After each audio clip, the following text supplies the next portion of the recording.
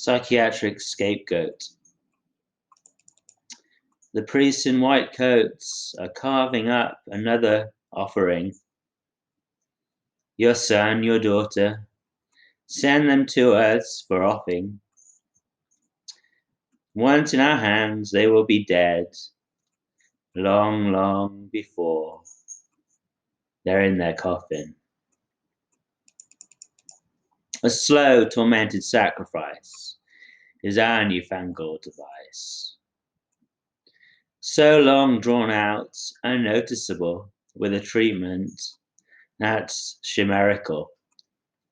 We can all pretend we're doing them good with this cruel chemical. And just lock up all the Kafkas whose axes might shatter our ocean ice.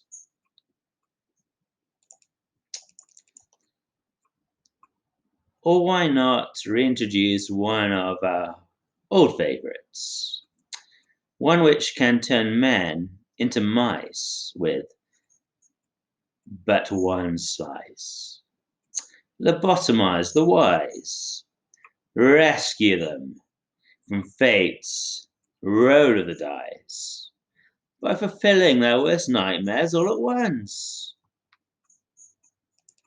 After all, destiny can't rob them when they have nothing left. So turn a sage into a dunce after their spirit has lost its heft. That'll be easier for both of us to control. Let your consciences sweetly loll. Have no fear. If they continue to talk back, oh, the temerity. We'll follow it up with some electroconvulsive therapy. If there's one thing we can't stand, it's talk of the soul. In our view, men are genetically programmed machines, tiny cogs, who simply are no use to us when they're on the dole. We resent it very much when a good slave asks what it all means.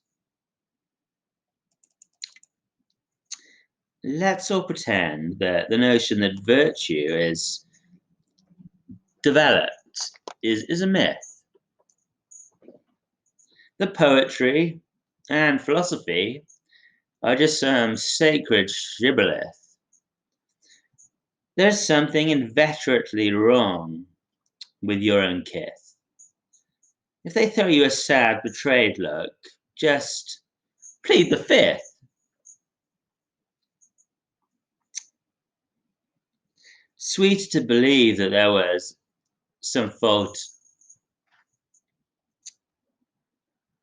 not in their education, your own sins for which you now seek this perverse and awful oblation.